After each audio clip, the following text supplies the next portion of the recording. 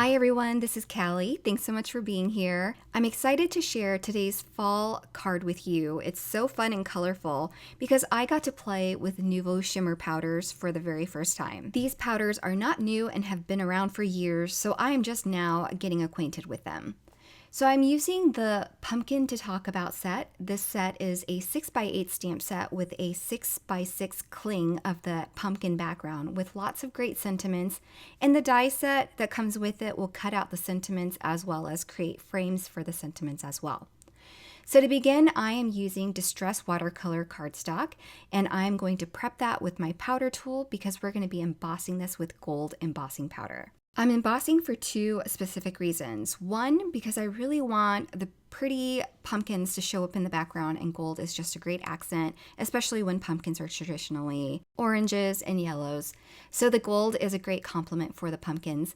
But then also because I'm using this new medium, I'm not sure how the colors are going to spread, so that embossing line really helps keep the pigment contained to a certain area. So after adding the gold embossing powder and heat setting it, I'm going to be playing with these 5 Nuvo Shimmer powder colors. I'm using Catherine Wheel, which is this red, and then I'm also using Sunday Rosette, Falling Leaves, Green Parade, and Violet Brocade. So this being my very first time, I thought it would be safest of me to lay down a wash of color over the pumpkins, then sprinkle the shimmer powders on top, and then spread it out with some more water on a wet brush. So that's what my process is for this card. I know there are so many other different ways you can play with this pigment. You can also add it to dry paper and then add water.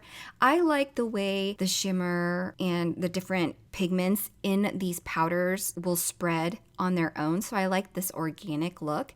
Plus, you'll notice that in a particular bottle there are different speckles of color, and I don't want to move it around too much because I really want those speckles of color to show through.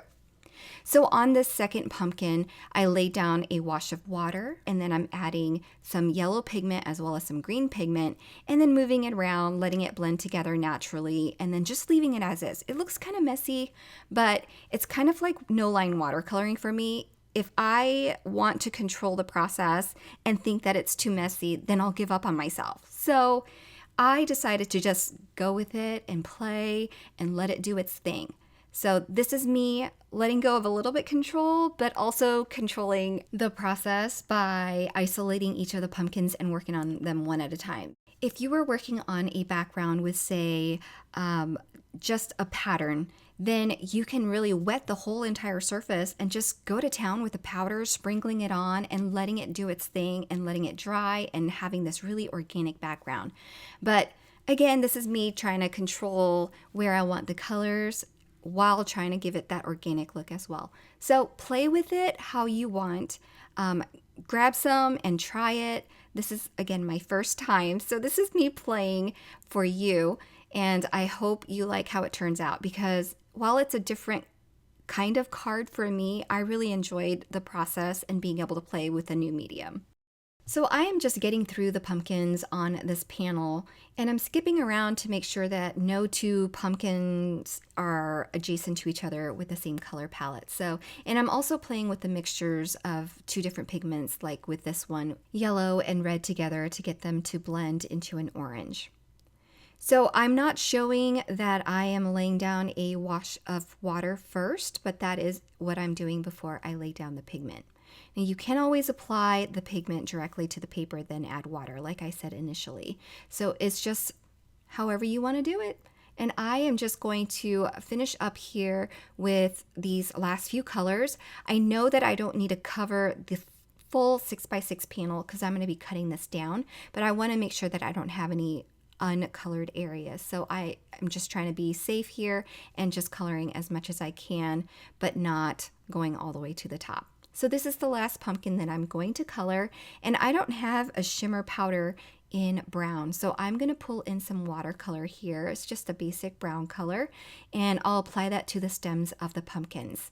And because they're embossed, the embossed areas are going to repel that pigment and water. So I do have to jump around a little bit. As it dries, I can go back to it and then add a little bit more pigment like I'm doing right now on this second round of color. So when I'm done adding all of the brown, this panel is ready to go, so I'm going to set it aside because there are a few other things that I want to do. I want to die cut a sunflower as well as some foliage. So I'm also using distress watercolor cardstock here, and I'm flooding the area with water so that I can add the shimmer powder and watercolor it. So here again, I'm adding shimmer powder and letting it spread a little bit and kind of moving the pigment around with my wet watercolor brush. I do add a little bit more pigment because I wanted those speckles to kind of come through. That just makes the petals a bit more interesting in color. And then for the brown, I'm going to use my watercolor pan and just add a round piece for the center of the sunflower. And then moving on to the foliage, I'm using two different greens here of the shimmer powder. I love the way these two colors blend together. The speckles in the darker color are really interesting, and it really lends to the texture of the leaves after it's die cut. I have some leftover white paint on an acrylic block here that I'm just going to re-wet. And then I'll splatter all three panels with the white paint, and I'll do the same with some brown watercolor as well. I know some people don't like splatter, but I'm all about the texture, and I really think it creates a lot of interest on a card, so I always do it. But of course, if it's not your thing, you can always opt to leave that part out of your project. Okay, so now all of my watercolor panels are done. I'm going to use the sunflower die and the foliage dies to die cut those parts out. Next, for the pumpkin background, I have this stitched rectangle frame, and I'm just moving it around my background to see where I want to highlight my images and colors. So I've die cut the section that I want. To adhere it down, I'm going to use some foam tape, and this is a huge roll of it. I haven't used these foam tapes in such a long time because I've been using more 3D foam squares, but this was a lot more convenient for covering the back of this panel. So I pulled that out, and then I'll go back to my 3D foam squares for the smaller images. After adhering that sunflower center with the 3D foam square, I'm just curling the petals underneath it around that center so that I can add it to the second layer of petals. That way there's a good shape to the sunflower and gives it a little bit more dimension. Now before I adhere it down, I'm going to go ahead and set it aside and work on my sentiment first, because I want to make sure that I get the placement just right for the sentiment and the flowers to work around the sentiment. So I'm stamping and embossing some vellum with the sentiment that I'm using, and embossing it with gold embossing powder so that it coordinates with the lines in the background. And then for this little frame, I'm going to die cut it with matte gold cardstock, and it's a very fine frame, so I'm being very careful not to apply too much glue that will cause it to ooze out all of the sides, and also to keep its shape. And then to adhere it to the card, I'm going to be using really thin strips of foam that I'm going to be cutting from a large 3D foam square. I'm placing a few of those strips behind the frame, as well as a few smaller tiny strips behind the larger letters on the word pumpkin. Then I'll adhere that to the center of the frame, and then add my sunflower and foliage to go around that frame.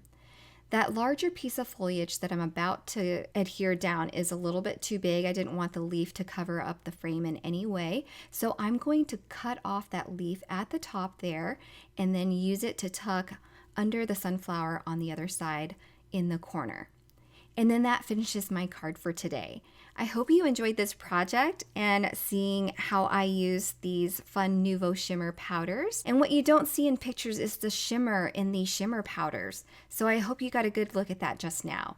If you're interested in any of the supplies that I use, be sure to check out the links below. Everything will be linked for your convenience. Thanks so much for stopping by, and I hope you all have a wonderful day. Bye, everyone.